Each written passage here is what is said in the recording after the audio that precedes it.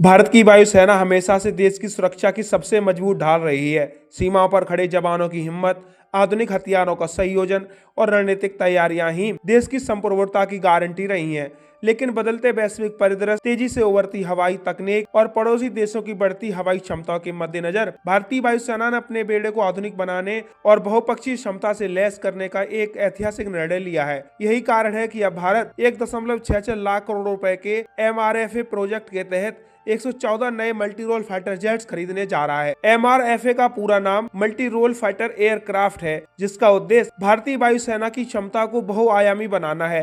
ये विमान सिर्फ हवाई श्रेष्ठता के लिए नहीं होंगे, बल्कि एयर, एयर टू ग्राउंड, टोही, इलेक्ट्रॉनिक वारफेयर और बमबारी मिशन में भी सक्षम होंगे। इसका मतलब यह है कि भारतीय वायुसेना अब हर तरह की हवाई चुनौती का सामना करने में सक्षम होगी। अब हम आपको बताते हैं कि आखिर MRFA की जरूरत क्यों पड़ी। वर्तमान में भारतीय वायुसेना का बेड़ा तेजस, MK1, MK1A, Sukhoi 30 MKI, Miraj 2000 और MiG-29 जैसे विमानों से सुसज्जित है। ये विमान अपनी जगह पर बेहद सक्षम है, लेकिन तकनीक और सामरिक आवश्यकताओं के बदलते परिदृश्य में उन्हें और आधुनिक विमानों के साथ संतुलित करना आवश्यक था। MRFA प्रोजेक्ट का उद्देश्य इसी संतुलन को बनाए रखना और भारतीय एयरफोर्स को पूरी तरह बहुपक्षीय बनाना है। विशेषज्ञों का कहना है कि MRFA प्रोजेक्ट भारत की हवाई श्रेष्ठता और सामरिक क्षमता को कई स्तरों पर बढ़ाएगा। ये विमान लंबी दूरी की लड़ाइयों, सीमित क्षेत्रीय ऑपरेशंस और हाईटेक टोही मिशनों में सक्षम होंगे। इससे भारत के सीमांत क्षेत्रों में सुरक्षा की डगमगाहट खत्म होगी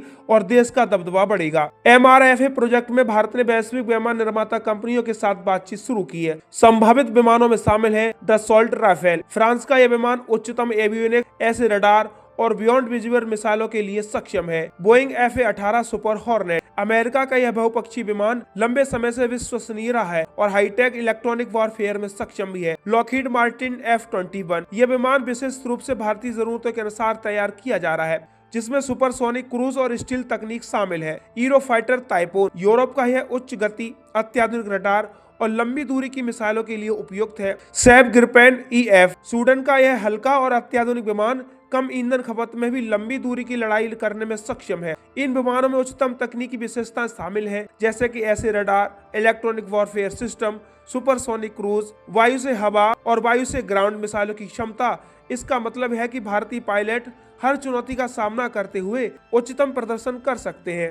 MRFA प्रोजेक्ट केवल विमान खरीदने तक सीमित नहीं है। इसका मुख्य उद्देश्य है मेक इन इंडिया को बढ़ावा देना। भारत इन विमानों को देश में ही असेंबल करेगा, जिससे भारतीय एरोस्पेस उद्योग को नई तकनीक, कौशल और उत्पादन क्षमता मिलेगी।